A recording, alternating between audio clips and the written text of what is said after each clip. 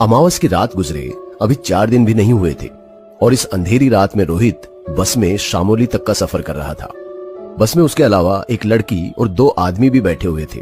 वो दोनों आदमी पीछे की सीट पर बैठे हुए उस अकेली लड़की को लगातार घूरे जा रहे थे, मानो कि अगर मौका मिले तो वो उसको कच्चा ही चबा जाएंगे।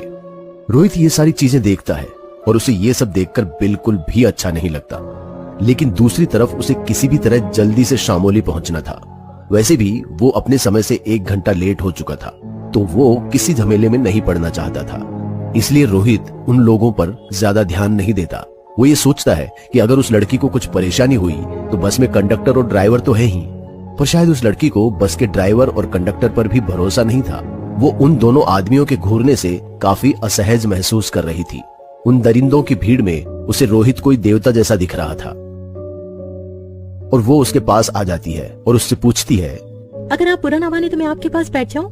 यहाँ रोहित एक पल के लिए उस लड़की को देखता है और फिर कहता है, वैसे तो इस पूरी बस में बहुत सी जगह खाली है, लेकिन अगर आप यहाँ बैठना चाहती हैं तो मुझे कोई ऐतराज नहीं।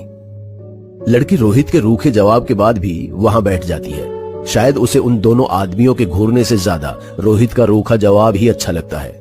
लड़की के बैठने के बाद भी रोहित उस पर ज्यादा ध्यान नहीं देता। वो बार बार अपनी घड़ी देखता रहता है और 1-2 बार कंडक्टर से पूछता भी है कि हम शामोली कब तक पहुंचेंगे। रोहित के बार बार पूछने पर कंडक्टर चिढ़ जाता है और कहता है, ओ भाई साहब, इतनी जल्दी थी तो हवाई जहाज से जाना था ना, बस में क्यों चढ़ गए? शामोली आ जाएगी अपने समय पर, शांति से बैठो।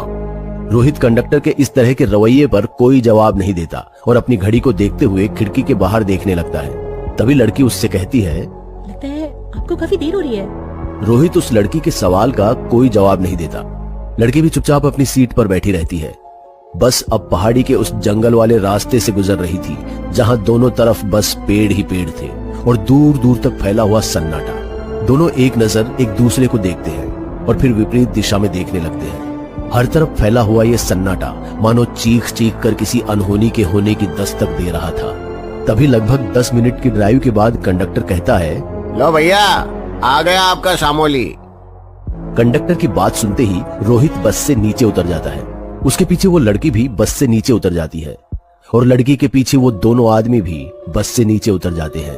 रोहित आगे बढ़ने लगता है। उसके पीछे पीछे वो लड़की भी आती है, लेकिन वो दोनों आदमी वहीं रुककर इंतजार करते रहते हैं।